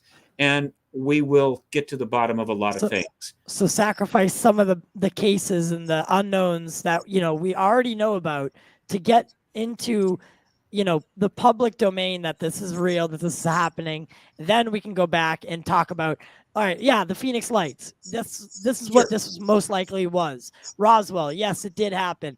This is what it was most likely like. Yes, then we can have those conversations. So you think, for the most part, the government is going to keep this thing aimed around 2004. The Nimitz is like the real first encounter as far as we're concerned at this point. It's worked out that way. They're not saying that this phenomenon starts in 2004. No, not at all. But the initial breakthrough occurs with the stories in the New York Times, and they go back to 2004. And so for millions of people around the world, for them, the light bulb that went off was the gun camera footage. Yeah. That some of which was involved in the 2004 Nimitz case, and that case. And so for them, it starts there, and the government's fine with that. It's okay. Yeah. Right? Don't look back. Stay right there. Yeah, but again, the history of this issue is voluminous. I mean, there will be thousands of books written about it, and so you're just trying to get the government in a public-facing program, trying to get hearings, trying to get the resolution, at least of confirmation of disclosure. You don't need to get the entire history of the phenomena and the government's position in truth embargo through the door at the beginning. It's right, just all at impossible. The same time. You can't do it. You got to walk before you can run. Mm-hmm. That's what's going on. And there's another reason. There's the public relations aspect of it. The government knows and has always known that once they end the truth embargo and acknowledge that, yeah, this is how we played it, we had our reasons. If it offends you, sorry. Right. They were going to take a lot of hits. It was going to be a big deal. A lot of people were going to be very upset, and it was going to be a problem. So all of this effort to create the public facing projects is very good PR for the Department of Defense. Eventually, I think the Air Force will get involved. The Navy's already been involved. And of course, the members of Congress. There have been people in Congress that have known about the ET reality going back decades. I mean, there's the public perception of this, and there's the reality of it. And the reality of it is not fully understood, but I assure you we'll finally learn it. And that is, hey, there was an embargo. That's not the same thing as a mass secret. Okay. The Cuba is embargoed right now. It's easier on the ears too. Yeah. But everybody knows Cuba's there. Okay. Right. But it's embargo. It's like that. And so again, that's how it's going to unfold. But by setting all these programs up and doing this legislation, they are doing the right thing. And so when the world is finally told, yeah, we've known about the ET reality since no later than 1947, it's going to be a little easier. Okay. It's going to be easier for people to be understanding and say, hey, okay, thank you. Thank you for finally confirming this. And then the other thing is, and this is non-trivial, everything that's being set up, all the programs, all the legislation, and the projects and everything, one might say, wait a minute, you've already known about the ET presence for all these decades. This is just wasted money, isn't it? I mean, you've already got stuff, right? They have full classified engagement of it. But the public facing stuff they're creating right now, however much they're going to spend, is going to be even more important and more needed after disclosure. Right? Because the interest, engagement, and overall explodes. And so essentially, all this money is not being wasted at all. They're getting ready for the party. Yeah, they're ramping up, baby. Absolutely. And so they'll just immediately shift over. They'll make some name changes here and there and whatever, and go, okay. And now they'll be operating in the post-disclosure world, dealing with all of the public interest and demands and legislative needs and whatever that are going to be necessary. Yep. And this is not only in the U.S. This is going to be happening worldwide. Right. Massive. And the U.S. will have an advantage because these other countries are not they're basically doing what they've done all along, which is to step back and let the U.S. lead this parade. Right. So they're not, as far as I know, they're not setting up any much public facing structure. And so disclosure happens, and they're going to have to scramble. But that's not the big deal. I mean, they'll catch up. What's important is the U.S. Is going to have a very substantial structure in place at the point that disclosure takes place, and will be able to immediately convert to a post-disclosure posture, well, and participate in the education of the entire world about what they can know when they can know it. Right, because there are still things that are going to end up classified under the ET banner, but there'll be things that aren't, and we'll work on that as we'll cross those bridges when we get there. But what do you think about Gary Nolan, on Tucker Carlson and on that recent documentary that he did with Ross Coulthart, where he basically said that there is a person or persons that are about to whistleblow the reverse engineering of a UFO program. Now, not whistleblow. Again, I Reveal. wrote it down. I wrote it down as whistleblow. All right, it's okay. Reveal. Look, here's another reason why the truth embargo is going to end. Every loosening of the package that has taken place. Think of the truth embargo as a tightly wrapped package, and the strings are loosening, and the wrapping is slowly coming off. Every loosening of that, every package, thread that comes package is making it easier for people to step out, and they're going to, right? It's not like this public facing structure that's being put up, this whole process underway. It's going fairly well, but the idea that the entire planet is on board, no, that's not the case. I'm obviously not on board. I'm going on media. I'll go on CNN and say everything I just said tomorrow, right? But I don't think that's going to hurt the process. But I want people to sort of understand the process. So, even before the TTSA emerged, Bob Bigelow went on 60 Minutes, said there's ETs here, and he didn't care what anyone thought. Okay, and I'm sure the DoD is going, "Oh, Bob, why did you do that?" And then other people have come forward and made statements that are clearly going to stimulate the process. National security, former CIA directors and Homeland Security guys and so forth are coming forward. NASA astronauts. And every statement they made, which any reasonable person can interpret as being supportive of this, is advancing the process. Well, Gary Nolan just went a little further. I mean, Gary is a pretty cool guy. I love Gary Nolan. And he's absolutely tenured and solid. Nothing is going to, unlike what John Mack faced in the early 1990s, where Harvard, to its disgrace, did not treat him very well. No. Gary Nolan is solid at Stanford. And so he just goes on Tucker Carlson and says, basically, right? I mean, he's had his own experiences, and he knows this thing to be true. And, he, as Lou Elizondo kind of faded out of the public, as the public face of this, at least championing it, Gary kind of stepped up for a moment. He stepped in. Others could do that at any time. There's going to be more Gary Nolan stuff. But again, in other words, this is an irreversible process now. There's no way we're going to go backwards on this. So the government will not backstep this. Well, yeah, if you're some holdout at the DOD thinking, look, we can still get the truth embargo back. We can put it back together again. We can hold on to this, all those classified programs. No, because there's going to be more Gary Nolans. They're going to assess the situation, go, hey, screw this. I'm going on this show, that show. And so now the downside of this is that when somebody like Gary Nolan says what he says, he's confirming what I just told you. Right. That the government has known about this for 70 years. So that's kind of adding to the cognizant dissonance, right? Okay. In other words, he's saying that, then why isn't the Department of Defense saying that? And I understand that.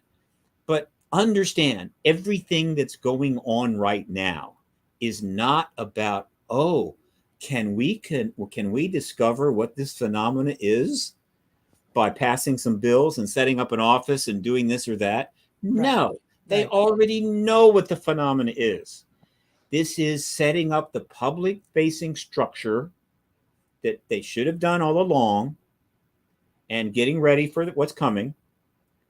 and show the flag and do the right thing. All right. And in order to do that, though, they can't say things like what Gary Nolan has said, Right. Or what Bigelow has said, or even Tim Burchett has said. Right? Yeah, He basically went on One Nation and said there's extraterrestrials here. So they can't do that. And here's the other message that I think they're getting, and I'm happy to remind them, is that I understand you can't say that, but you need to keep the ball rolling here because it's going to get worse and worse. Right? Yeah, and they're going to look dumber and dumber the further this goes. It's just going to get more awkward. So, get it going. Let's get these hearings going and move on. And then you'll have, but until that happens, there's going to be another Gary Nolan's going to turn up, go on CNN or MSNBC or whatever, and basically say there's extraterrestrials here. And that's going to aggravate people. And they're going to say, well, wait a minute. Right? By the way, there's a video that just came out of Oki Shannon, who was mentioned in the Davis notes. Yep. And basically, he confirmed, I did get a call from Wilson, and essentially went a long ways to confirming that those notes are legit. Well, you read the Wilson Davis notes, and what do you learn? Yeah, you learn that the government's known about the ET presence since the 40s.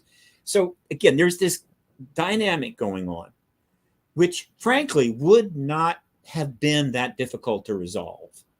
I mean, it's a difficult problem, but the government has resources. It has geniuses and supercomputers. Yeah, everyone at their disposal. But they have been trying to execute this rather difficult dynamic.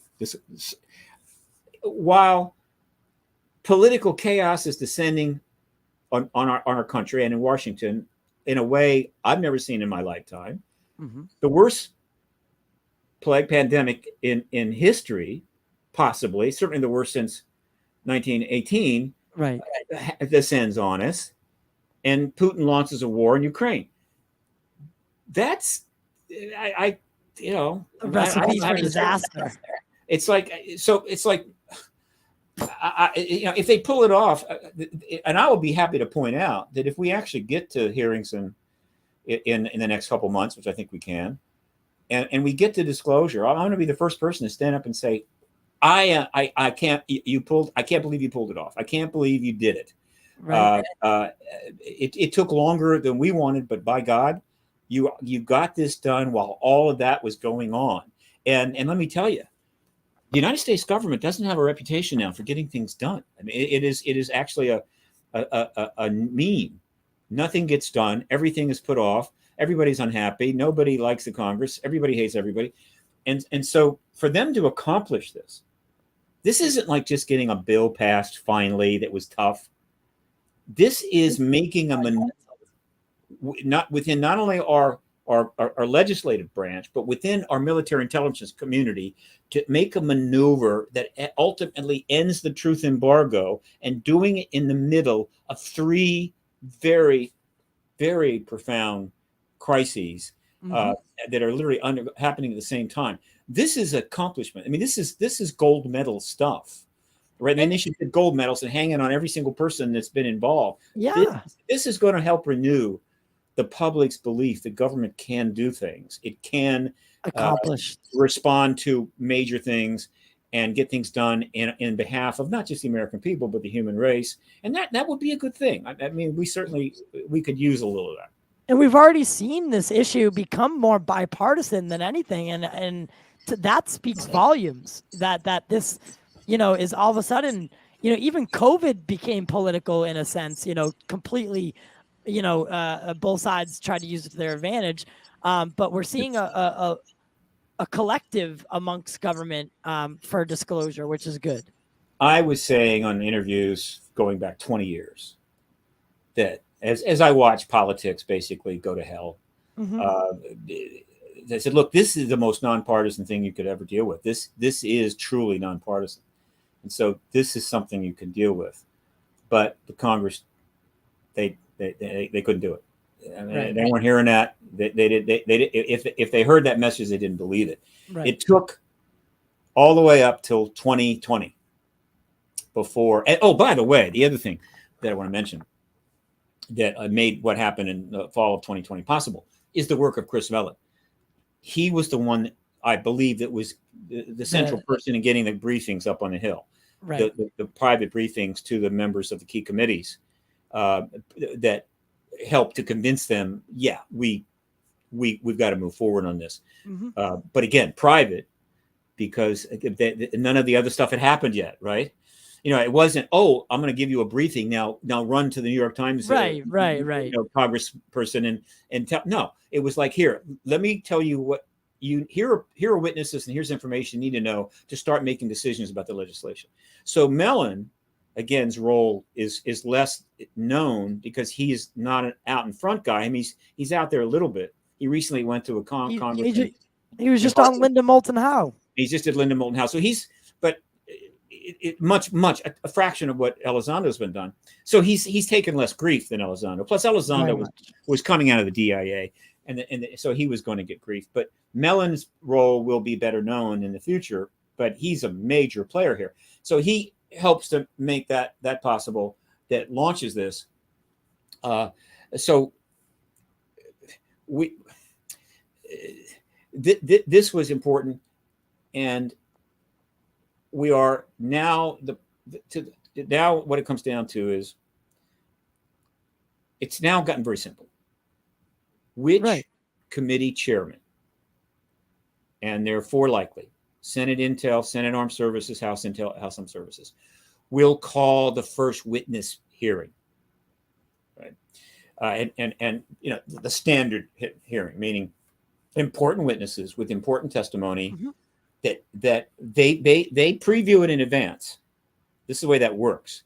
They just don't say, "Hey, show up and tell me what you know." Right? It's first you go up, you talk to them privately, you tell them what you're going to testify about. Then they make a decision about what could be said in a public hearing or what has to be in a classified setting, and then you come before them and you testify under oath, and it's publicly shown. Okay, so what's the point here? The point is, why have the hearing if they're already going to tell you that stuff privately? Because in terms of getting things done, in terms of building political support, in terms of honoring your role as servant to the people, testimony and evidence like that has got to be publicly done under oath before the public, right? So that it's done forever. And it has the gravitas that testimony under oath has. And so the reason why they're so important is because it is that testimony in public under oath is absolutely essential to the Congress being able to take even further actions, and also ultimately and most importantly, the president being able to act, because disclosure can only come, confirmation that we must have can only come, in this case, from the president. All right. This is not the case, always the case. The goal of the civil rights movement was the Civil Rights Act and the Voting Act. Those had to come from Congress, but the president had to sign it. Right. All right. Ultimately, it will have to pass through the president. Right. But the confirmation of the ET presence is not the kind of thing that comes from legislation. The Congress can't legislate, oh, we have to pass a bill that says the ET's presence is real. No. That is a absolute national security matter of the highest order. And ultimately, that has to come from the president directly, but based on appropriate evidence and testimony that has undergone the hearing process, and then in consultation with the Department of Defense. All right. This is the way it should be properly done.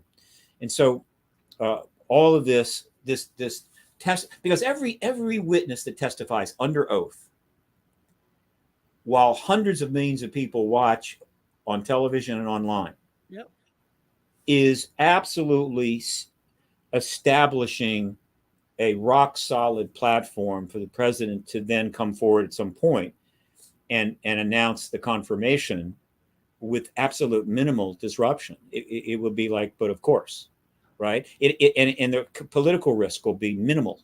Very minimal. The hearings will be nonpartisan. And so the political risks are minimal. The disruption is minimal.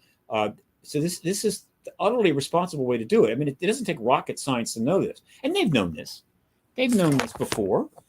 But it simply wasn't possible to put it together. I mean, the complexity of ending the truth embargo, it's hard to overstate it. Right. It's huge. And I respect that. It wasn't like, it was like, okay, get some activism, do some lobbying, get a couple of articles, do a documentary. No, we're approaching the biggest event in human history, and those things don't happen just every other day. Yeah. It is a massive thing. And the reason is so many people are affected.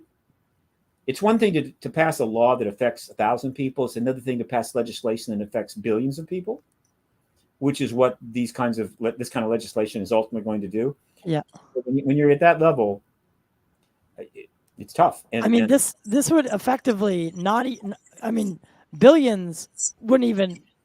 It's every single person on this planet would be affected by this knowledge. Our place in the universe would then become questioned. Something that we think about regularly, something that we can maybe perceive a little bit better. I am quite sure that Marco Rubio and Kirsten Gillibrand and Mark Warner and Ruben Gallego and Mike Gallagher, right? Every one of those that have been directly involved in creating legislation that is driving the process is fully aware that the result of this legislation and the creation of the programs at the DoD is leading to hearings, and those hearings are going to make it possible for confirmation by President Biden, an American president, a nonpartisan act, I assure you.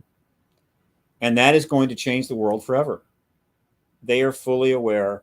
It's, again, that what they're doing is not just, oh, let's take care of that problem, then we'll move over here. I mean, they have plenty of things to deal with, God knows, right?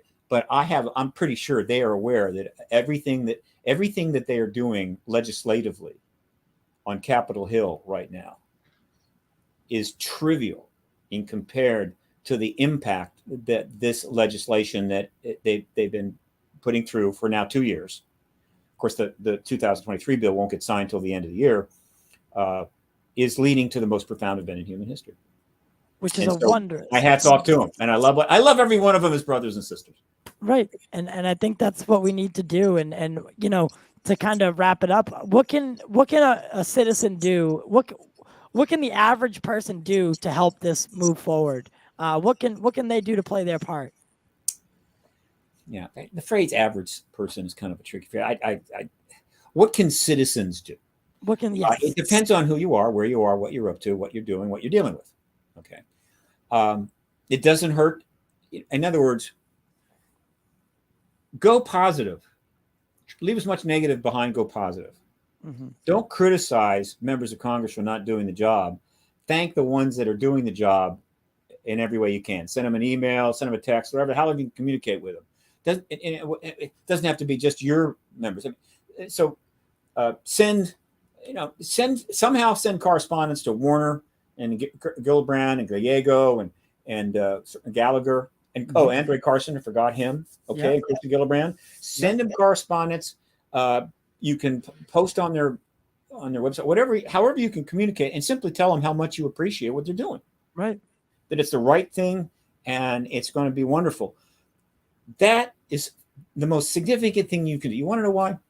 Because you know what members of Congress do when they get really great email, when they get really great text or Twitter posts. And by the way, almost all of them have Twitter accounts. No, what do they do? Tell other members of Congress they're getting wonderful responses. Yeah, show it off a little bit. Yeah, of course. And those other members go, "Oh, I could use some of that." Right? Yeah. Positive PR. Yeah. So but so it's now. Look, I understand negative. Look, I've done that. I've done negative, but at some point, it's time to go positive. And then hey, be happy to send stuff to the DoD's public relations office and tell them we're really thrilled about you setting up that that office whose acronym we can't pronounce. Right. You're Right. doing the right thing. Thank you. Right on. Whatever. Start raining positive stuff down on them. And then if you're incredibly wealthy, support any organization out there that's helping to advance this project, whoever that organization might be. We are still not there yet, and this is still one of the most underfunded activist movements in all of history. But join or go to conferences, buy books, pay attention. One thing you don't want to do is, as you get more fired up, you're a citizen, you're starting to get fired up, the light bulb's going off. Mm-hmm. Don't suddenly start proselytizing to your family and your friends, meaning the light's gone on. You got to know this. You don't need to do that. It's okay. It's just going to irritate them, and it's not going to help. Just mention it, talk about it, but don't worry. Everybody will figure this out in their own time. Let them figure it out. This is not trivial stuff. All right. This is a big deal. Let them figure it out in their own time. So just mention it, talk about it if you want to, but don't feel you have to convert anybody so we can get disclosure 14 seconds sooner. No. Right. Be positive. Be happy to talk about it, and be willing to answer questions. Because if friends want to come up and you know something about this issue, recommend a book, things like that. Right. These are the kinds of things to do right now if you're just a regular citizen. But there are people. Well, look, there are things in the works now that are I'm going to be talking about soon in my world that I hope people will support vigorously. But there's more documentaries coming out. James Fox is about to launch one. So to the extent that you rally behind these kinds of things and give them their support in whatever way is appropriate, that's helpful because, and I should emphasize this. All of the people that have been involved in getting us to where we are right now, we want to still be involved after disclosure. Yeah, we don't want to be pushed off to the side. Like, okay, the professionals will take it from here, and so we want to be involved. There's a whole lot of stuff we know that they need to know. Now, we may have been bugging them and driving them crazy for all these years because we refuse to accept the truth embargo. So any effort to say, look, we don't need you now, but thank you, but we'll take it from here. No. We want to be involved in the post-disclosure world. We want our work to be looked at. So we still need the public support. They want us involved in the post-disclosure processes, which will be involving everybody, all the academics, all the big shots, corporations, and everybody else. Sure, but the work that's been done and the people that have done this work, we want them right up there and involved. And so we're going to continue to need your support, even if disclosure comes. Right. That's a question I often ask people is, if disclosure would happen, where would, what would happen next for everyone who's made a career out of ufology and that kind of stuff. And I don't think much would change. I think we'd still be making documentaries and talking about it, if not more. Yes, but once you're in the post-disclosure world, this is now serious business. And so, and the competition, or at least the number of players is going to be magnified. Yes. If you want to be involved, you've got to have resources. You can't be doing this, as a hobby on the side or, out of your Social Security checks. You're going to have support, or you're going to be just pushed out of the picture. And so we're going to, but I think we'll get it. And the reason we'll get it is because the work of all of the researchers and activists, you know who I'm talking about. Of course, be fully vindicated by disclosure.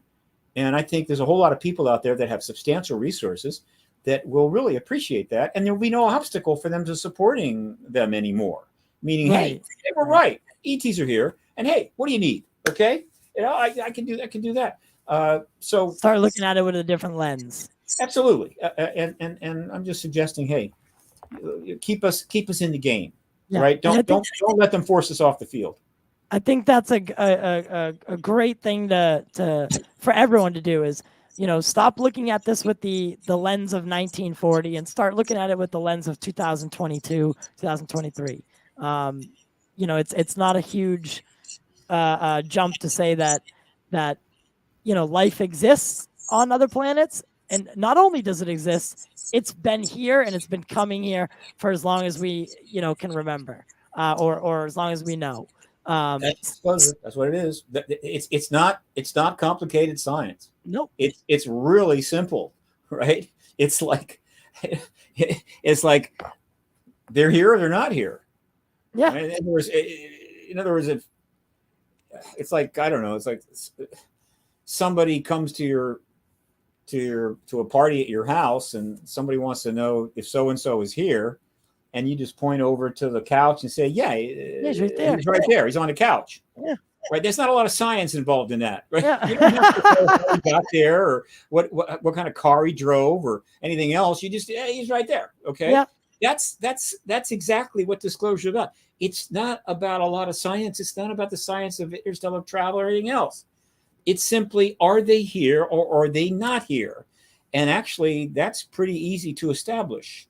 It's not hard. But the truth embargo, one of the truth embargo's techniques was to try to make it seem hard, meaning, well, you have to understand and prove all this, that, and everything else, right? And you can't do that. And so we don't know. No. They're here. They're flying around. They're right up there in the sky. See that? Okay. Yep. And that is one of the keys to the activism, is to boil it down to what's the simplest way to address this. Mr. and Mrs. America or whoever, right? Right. They're either here or they're not here. And we got tons of evidence they're here. Case closed. And disclosure is simply acknowledging they're here. That's all it is.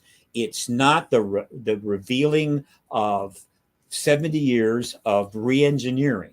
Right. That's another matter. That's for later. It's just confirmation that they're here. It's pretty basic. Yeah. And that's all we want. It's not much. It's not much. It's like, it's not thing. So let's cross our fingers. And I look forward to the next show, Ty. Yeah, man, this is great. You are very well, I think we all know that you're very well versed in all this. And the general, conversation this time helps me get to better know you. And then, from here now we can kind of dive deeper onto specific subjects. And I know you said you have a lot in the works. I can't wait to see what that is. And, next time we talk, maybe we're having a radically different conversation. Well, certainly after the projects get launched, I want to come on, and that'll be cool. And I look forward to it. And hey, good luck, man. And where can people find you in your off time? Is it? I put your website in the description below. ParadigmResearchGroup.org. It's if you Google my name, Stephen Bassett, this site comes up, but it's ParadigmResearchGroup.org. It's all there. And the print media archive may be the most important resource there. That's under resources, print media archive. Okay. Boy, I've got 13,000 articles, of which 3,000 of them have been put up since 2017. So, I mean, you can go there and read thousands of articles, mainstream media articles about all of this. Right. In other words, the media is actually pretty much covered all the basics. It's all there, and you can see it. This all unfold by chronologically just starting and reading the articles coming forward. It's a huge resource for anybody that's trying to understand this issue or doing research. Print media archive at ParadigmResearchGroup.org. Well, I know I'll be using it for more visual displays. So thank you so much, Stephen, for coming on. I can't wait to have you on again. And I can't wait for the moment that the world finally wakes up and realizes that the extraterrestrial presence is here, and it's not going away anytime soon. So pick your head up out of this fucking sand. All right, dude. Keep some champagne ready and on ice. You sure? All right, guys. Thank you so much. Make sure to like, share, subscribe, and we'll see you next time.